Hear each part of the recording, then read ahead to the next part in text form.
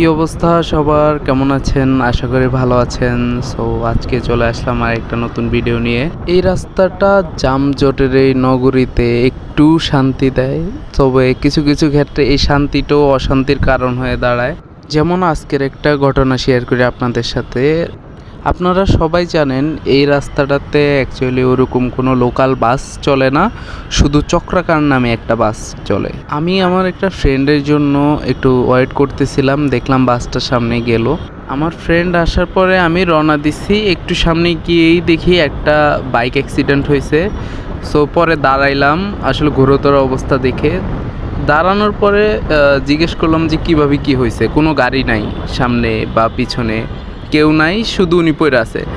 পরে উঠায় জিজ্ঞেস করলাম যে ভাই কী হইলো। পরে উনি বলল যে একটা পানির বোতল ছিল, হঠাৎ করে চাকার নিচে চলে আসার কারণে উনি কন্ট্রোল হারায় ফেলছে। সো এটা চাকার নিচে আসলো কিভাবে? এটা হচ্ছে ওই বাস থেকে কেউ একজন পানি খেয়ে ওই বোতলটা ফিক্কা মারছে রাস্তায়। আর এই কারণে হঠাৎ করে আসার কারণে উনিও একটু ভয় পায়, উনি ব্যালেন্স ঠিক রাখতে পারে নাই, দেন পড়ে গেছে। পরে জিজ্ঞেস করলাম ভাই গাড়ি কি বেশি স্পিডে ছিল নাকি? পরে বললো না ভাই গাড়ি 30-35 হইব, কিন্তু হঠাৎ করে আসার কারণে উনিও বুঝতে পারে নাই, ব্রেক করছে, চাকার নিচে ওই বোতল যাওয়ার কারণে উনি পড়ে গেছে।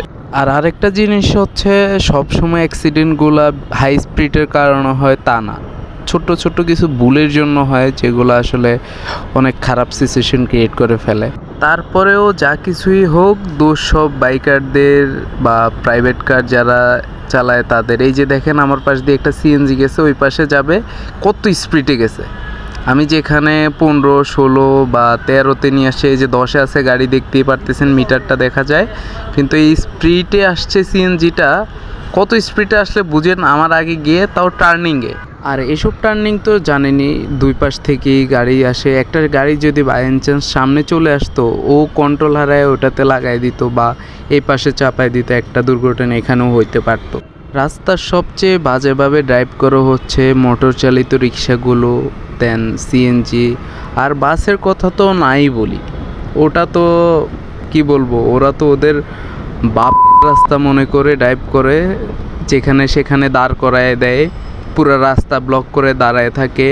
আর এছাড়াও বাইকাররা যে ধোয়া তুলসী পাতা তাও না, কিছু কিছু বাইকার, সাপ্রি বাইকার যাদের বলে, সাপ্রি রাইডার, ওদের কারণেও অনেক অ্যাক্সিডেন্ট হয় বা ওরা অ্যাক্সিডেন্ট করে মারা যায়। এরকম অহরহর ঘটনা সবাই শুনে জানে, যে কারণে হচ্ছে সব বাইকারদেরই দোষারোপ করে। আর বাইক মূলত ইউজ করে অনেকেই যে একটু আর্লি অফিসে যাওয়া যায়, কারণ লোকাল বাসে উঠে দাঁড়ায়া বসার তো সিট পাওয়াই যায় না, দাঁড়ায়া থাকতে থাকতে আপনার পা ব্যথা হইব, অফিস মিস করবেন, এটা স্বাভাবিক বিষয়।